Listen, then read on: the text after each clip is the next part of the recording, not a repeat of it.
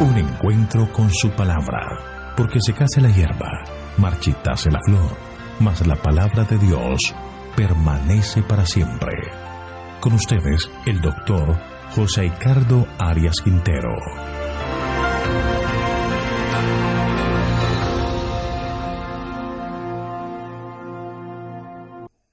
Hoy vamos a estudiar Mateo capítulo 5, 11ª parte, sobre el divorcio.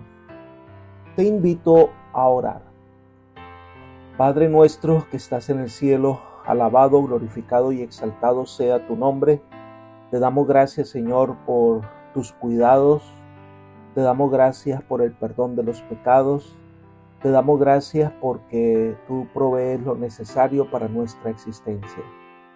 Te pedimos en este momento, Señor, que nos acompañes en el estudio de tu palabra, que podamos comprender más y más la enseñanza que tienes para nosotros, que podamos tomar lecciones que fortalezcan nuestra fe. Que tu Espíritu Santo sea nuestro Maestro. Te lo pedimos en el nombre de Jesús. Amén. Estamos estudiando Mateo capítulo 5, el Sermón del Monte, y hemos pasado por la sección de las bienaventuranzas, el papel del cristiano de ser sal y luz de la tierra, y ahora estamos en la sección donde el Señor va a explicar los principios de la ley de Dios. Hemos visto dos mandamientos que el Señor quiso resaltar: no matarás y no cometerás adulterio, para enseñarnos que la obediencia a la ley debe brotar desde el corazón. En esta exposición de Jesús sobre la ley, va a corregir algunos conceptos equivocados de la tradición, en especial sobre el matrimonio. Hoy vamos a estudiar los versículos 31 y 32. También fue dicho: cualquiera que repudie a su mujer, dele carta de divorcio. Pero yo os digo que el que repudia a su mujer, a no ser por causa de fornicación, hace que ella adultere, y el que se casa con la repudiada comete adulterio.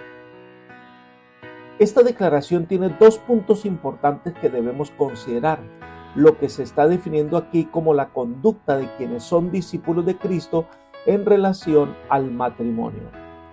Lo primero a considerar es el asunto de la carta de divorcio. Esta fue permitida en la ley de Moisés.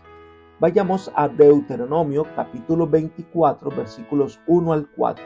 Dice: cuando alguien toma una mujer y se casa con ella, si no le agrada por haber hallado en ella alguna cosa indecente, le escribirá carta de divorcio, se la entregará en la mano y la despedirá de su casa. Una vez que esté fuera de su casa, podrá ir y casarse con otro hombre. Pero si este último la rechaza y le escribe una carta de divorcio, se la entrega en la mano y la despide de su casa, o si muere el último hombre que la tomó por mujer, no podrá su primer marido que la despidió volverla a tomar para que sea su mujer, después que fue envilecida, pues sería algo abominable delante de Jehová. Y tú no debes pervertir la tierra que Jehová, tu Dios, te da como heredad. Para entender esta disposición hay algo a considerar, y es que el consejo escrito por Moisés para la gente de sus días debe interpretarse a la luz de las costumbres de su época y no de la nuestra, y siempre teniendo en vista el ideal divino. Otro aspecto importante es, en este pasaje, no se está instituyendo el divorcio, sino que lo toleró en vista de las imperfecciones de la naturaleza humana y los bajos conceptos morales del pueblo de Dios en ese tiempo. Jesús explicó en Mateo capítulo 19, versículos 3 al 9 lo siguiente: entonces se le acercaron los fariseos, tentándole y diciéndole: ¿está permitido al hombre repudiar a su mujer por cualquier causa? Él respondió, les dijo: ¿no habéis leído que el que los hizo al principio, hombre y mujer los hizo? Y dijo: por esto el hombre dejará a su padre y madre y se unirá a su mujer, y los dos serán una sola carne. Así que no son ya más dos, sino una sola carne. Por tanto, lo que Dios juntó, no lo separe el hombre. Le dijeron: ¿por qué pues mandó Moisés darle carta de divorcio y repudiarla? Él les dijo: por la dureza de vuestro corazón. Moisés os permitió repudiar a vuestras mujeres, pero al principio no fue así. Y yo os digo que cualquiera que repudie a su mujer, salvo por causa de fornicación, y se casa con otra, adultera, y el que se casa con la repudiada, adultera.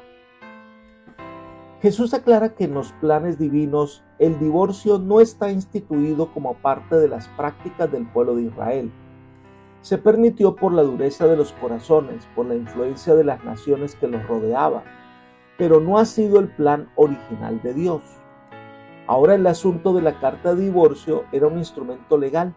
La orden de Moisés tenía implicaciones que no sería fácil para una persona conceder esa carta de divorcio.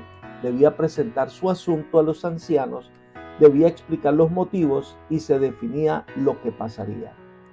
Después fue que se le permitió al hombre divorciarse de su mujer por asuntos muy simples, como dejarse ver el hombro. Así que se abusó de este concepto. Por otra parte, la carta de divorcio no era para que el hombre pudiera hacer lo que quisiera. En una sociedad donde la mujer era considerada propiedad del hombre, la carta de divorcio tenía como objetivo la protección de la mujer. Era un documento legal. El propósito de la ley que aquí se enuncia era mejorar la suerte de la mujer hebrea. Esta ley, lejos de establecer una baja norma moral o de aprobar una norma tal, representaba una norma mucho más elevada que la reconocida por los crueles costumbres de aquel tiempo. La ley le garantizaba a la mujer divorciada ciertos derechos y en realidad la protegía de ser considerada adúltera o proscrita por la sociedad.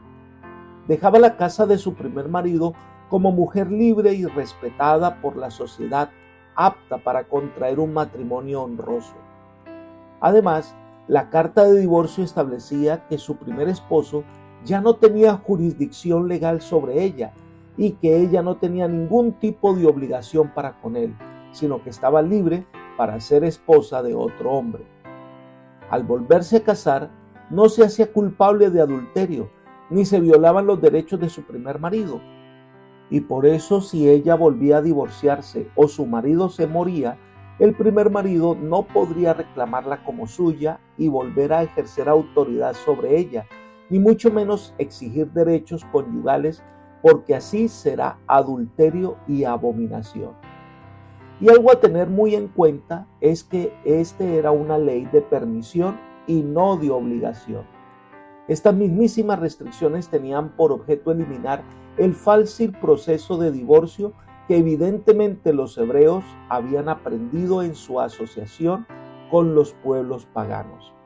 Es por eso que Jesús dice que se permitió el divorcio debido a la dureza del corazón de los hebreos al tratar de imitar las costumbres de las naciones paganas. Pero enfatiza que ese no sería el plan divino. Ellen G. White afirma lo siguiente: entre los judíos se permitía que un hombre repudiase a su mujer por las ofensas más insignificantes y ella quedaba en libertad para casarse otra vez. Esta costumbre era causa de mucha desgracia y pecado. En el Sermón del Monte, Jesús indicó claramente que el casamiento no podía disolverse excepto por infidelidad a los votos matrimoniales. Discurso Maestro de Jesucristo, página 56. Así que volvamos al Sermón del Monte y entenderemos mejor las palabras de Jesús en Mateo 5, versículos 31 y 32. Jesús dice: también fue dicho, cualquiera que repudie a su mujer, dele carta de divorcio. Pero yo digo que el que repudia a su mujer, a no ser por causa de fornicación, hace que ella adultere, y el que se casa con la repudiada comete adulterio. Jesús vuelve y restablece la santidad del matrimonio, la bondad del mismo, y establece una causal de divorcio, y es la fornicación, que es lo mismo que decir el adulterio. o relaciones extramatrimoniales. El matrimonio es una de las dos instituciones que Dios le dio al hombre en el jardín del Edén y que van a perdurar para siempre. La otra es el sábado. Elena de White resalta este don dado al hombre al comentar: como todas las demás excelentes dádivas que Dios confió a la custodia de la humanidad, el matrimonio fue pervertido por el pecado, pero el propósito del Evangelio es restablecer su pureza y hermosura. Tanto en el Antiguo como en el Nuevo Testamento se emplea el matrimonio para representar la unión tierna y sagrada que existe entre Cristo y su pueblo, los redimidos a quienes Él adquirió al precio del Calvario. Discurso Maestro de Jesucristo, página 57. Así que lo que Cristo está haciendo es decirle a los discípulos que una de las tareas más importantes es restablecer la vida matrimonial. El hogar es el centro de todo, es la célula básica de la sociedad y la iglesia. Hogares llenos de amor y respeto dan como resultado una sociedad estable y llena de respeto. Hay una iglesia en armonía. Pero si los hogares están en crisis, la familia está en crisis, la sociedad está en crisis y la iglesia también. En su providencia, Dios quiso que el matrimonio fuera una bendición que elevara a la humanidad. El compañerismo entre marido y mujer fue ordenado por Dios como el ambiente ideal dentro del cual podría madurarse un carácter cristiano. La mayor parte de los ajustes de personalidad en el matrimonio y las dificultades que muchos tienen para hacer estos ajustes demandan dominio propio y algunas veces significan abnegación y sacrificio. El verdadero amor es sufrido, es benigno, no busca lo suyo, todo lo sufre, todo lo cree, todo lo espera, todo lo soporta.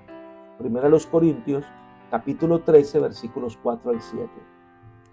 Cuando los cristianos comienzan su relación matrimonial, deberían aceptar la responsabilidad de aplicar los principios aquí enunciados.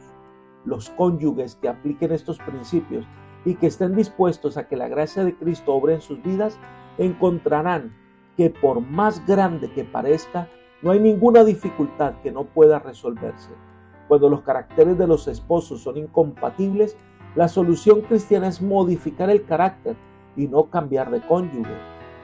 Ahora, si por algún motivo hay divorcio debido a incompatibilidad de carácter u otros problemas que no tienen que ver con la infidelidad sexual o la perversión sexual, si por cualquier otro motivo, pues a veces es mejor la separación, ninguno de los dos, bíblicamente hablando, debería volverse a casar, a menos que uno de ellos cometa adulterio o se muera. De esta manera, deja a la otra persona libre para volverse a casar, porque lo que Dios juntó, no lo separa el hombre. Nuestra tarea como discípulos de Cristo es ayudar a las personas que con Cristo Él puede restablecer la vida del hogar, la vida de familia, puede volver a traer paz, amor y bondad. Apreciado amigo y hermano, el Señor hoy nos da una lección con respecto a no seguir las tradiciones de los hombres y más bien resaltar los principios sagrados establecidos desde el comienzo. El hogar es una bendición para los seres humanos y el hombre no tiene ninguna autoridad para destruir una relación tan sagrada y tan especial como la es la del matrimonio. Si hay un hogar en crisis, si hay momentos difíciles en tu vida matrimonial, acude al Señor, que es experto en reparar corazones, en sanar heridas y en traer paz y seguridad.